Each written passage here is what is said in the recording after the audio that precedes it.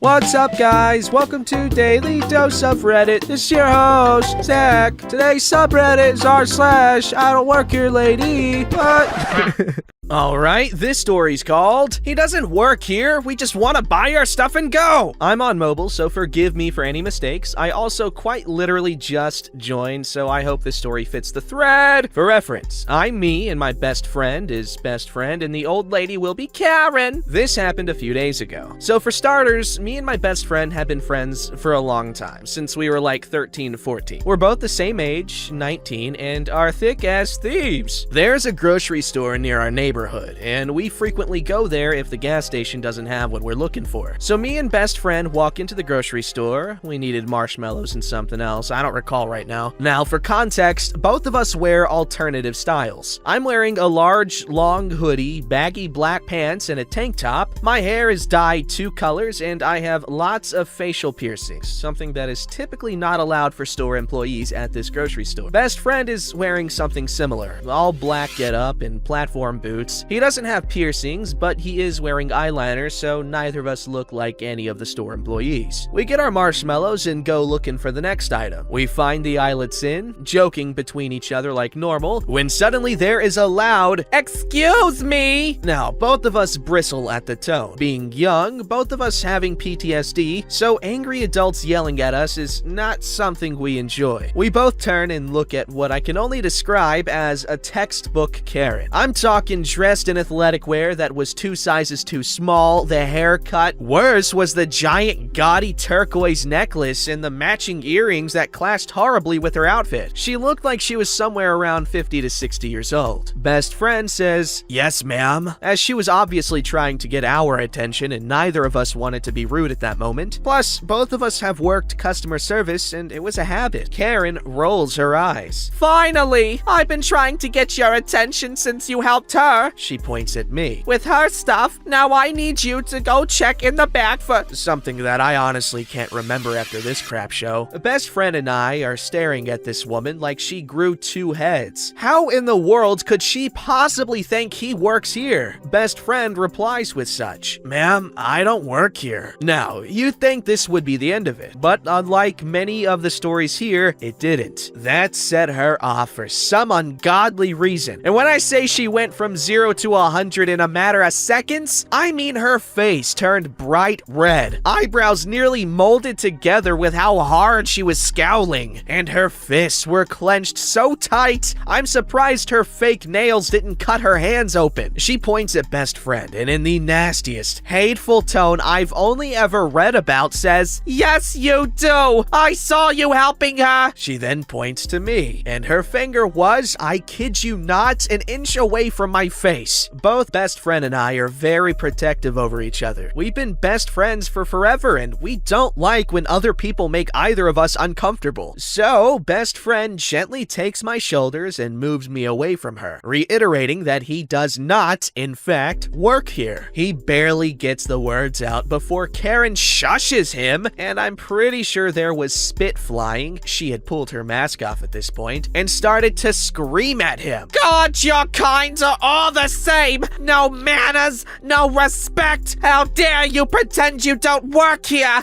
You obviously do!" Best friend and me both look down at what he's wearing. Mainly the 4 to 5 inch platform boots adorned with straps, buckles, and silver plating over the toe part. Then at her. "Well, what do you have to say for yourself?" She screamed like it was us who were in the wrong here. Not only were both of us upset at being yelled at for no reason, but we were particularly upset at referring to boyfriend as your kind. So we were dealing with not only a numbskull, but a racist as well. At this point, after staring at each other for around a minute, I find the courage to step forward and try to defuse the situation. "Ma'am, he really doesn't work here, and I'm trying really hard not to be angry right now. But you're being very rude, and I want you to leave us alone." Karen is having none of it. "Mind your business, and as for you, No! I want your manager now! She looked like one of those naked mole rats, except angrier. At this point, we've already grabbed what we needed, and seeing as how we have no obligation to stay any longer, and certainly don't want to keep dealing with this beaver sausage, that's my thing, we start walking off. We were quite literally astounded, trying to understand how she could have possibly thought best friend worked there. I mean, it was possible she'd seen us before in that store, and sometimes after getting off work, we would go pick up a few items, still wearing uniforms, so I can kinda see how she might assume that, but even so, that was highly unlikely. Anyway, I hoped that would be the end of it, but no dice. We hear her worn-out sneakers squeaking rapidly against the floor before she sinks her talons into best friend's jacket and uses what I have to assume was all of her strength to pull him backwards. Normally, in those boots, best friend might have fallen, but his guard was all the way up, having had to deal with much worse than this, and he was able to stick his foot out behind him and stop himself from falling. His boot, however, and mind you, his boots are made out of thick, heavy rubber that weighs a lot more than you think, landed on the front half of Karen's foot. Yikes. She lets out an ear-piercing yowl that reminded me of 100 burning mice. Reminded you? Where were you where there were 100 burning mice? What the heck? Best friend is now visibly angry, and so am I. He turns around with a very heavy glare while I immediately grab her wrists and yank them off of best friend. The moment I touch her, Karen throws herself to the ground and starts screaming like she's being stabbed with a butter knife. I'm sure somewhere during this commotion, an actual store employee heard all the screaming and yelling and the crashing of a whole Monster Energy can display Karen took with her to the ground, because one showed up around the corner and looked visibly dumbfounded. Both me and best friend are internally panicking because we both look like two kids who just pushed an old lady to the ground. I try to ask this employee for help, we'll name him Damn for expedience's sake, and I barely get a word in before Karen stands up, acting like she's mortally wounded. These two just assaulted me! She screamed in a very loud voice that made Dan cringe, along with me and best friend. I want him fired and both of them arrested! Call the police! I turned around to yell at Karen because at this point I was so angry at her, I wanted to put her into an armbar and break her elbow for putting her hands on best friend.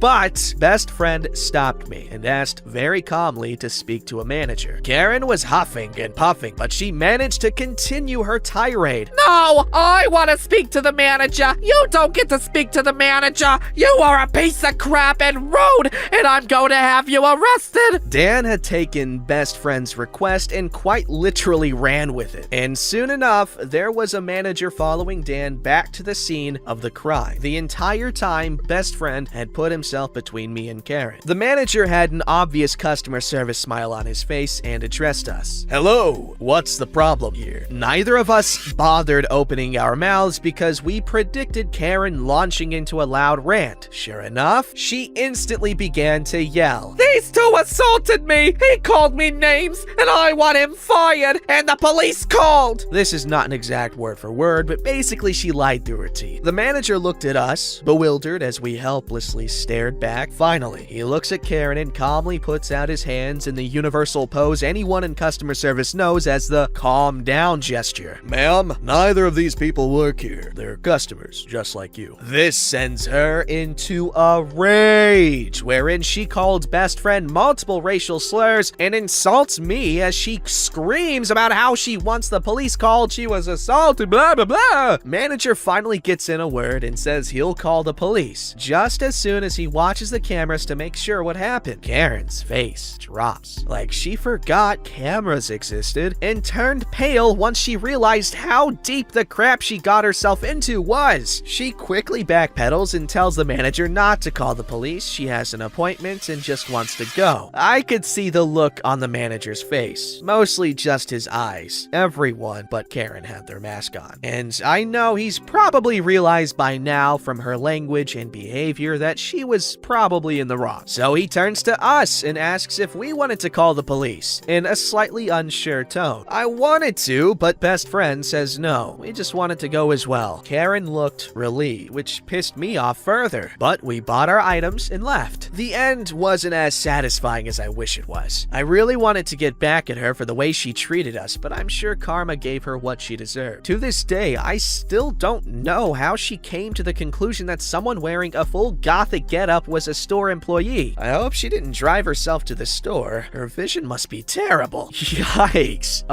This pretty much follows the formula of like a lot of the stories here, which is crazy. Like that this archetype is so prevalent. You know what I'm saying? Like how are so many people like that? How? Tell me, guys. Is something going on here? Alright, this story's called, I don't know what you want, but I still don't work here, lady. After work one evening, I went to a multinational retailer of personal care and skin products. Starts with an S and ends with Ephora. I got nothing. To pick up a few items I was running low on. For context, I, who was tired and over it to begin with, worked at the time in a medical facility in administration, so my default is usually all black professional attire with my hair and makeup done decently, so it wasn't uncommon to get mistaken for an employee, even with my work badge, complete with the facility logos, in full view clipped to my pants. Now, I don't know if this is every location, but every local multinational retailer of personal care and skin product store I've been to has their employees wearing either all black or a black and red dress shirt combination, so the times prior when I did get mistaken as an employee, I just politely let them know I didn't work there. The person apologizes and we get back to our shopping. Yo, OP, it's so cool that you're doing that whole multinational retailer of personal care and skin products store thing. I love it. Enter Karen. Karen appeared to be in her mid-50s, dressed head to toe in mismatched designer, as was the theme with every murder of Karens in this upscale area, face twisted into a frozen sneer as she approaches while I'm doing my shopping. Damn, OP's good. Excuse me? Instead of helping yourself, can you please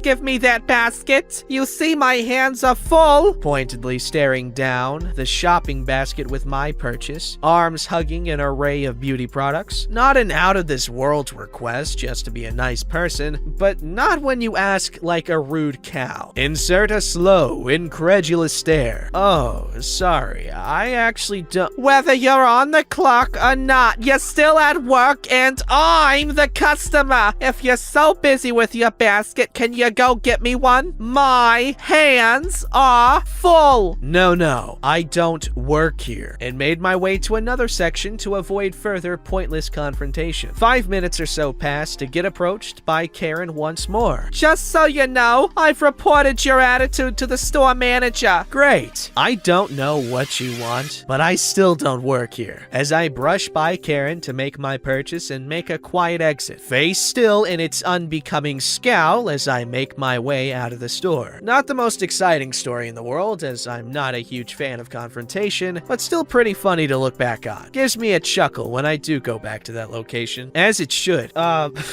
don't know, OP. The way OP was writing and the stuff she pointed out, I don't know. It's really cool. I don't know how to describe the feeling I'm having toward it, but it's a cool one. I don't know, I feel shy, but in a kind of good way.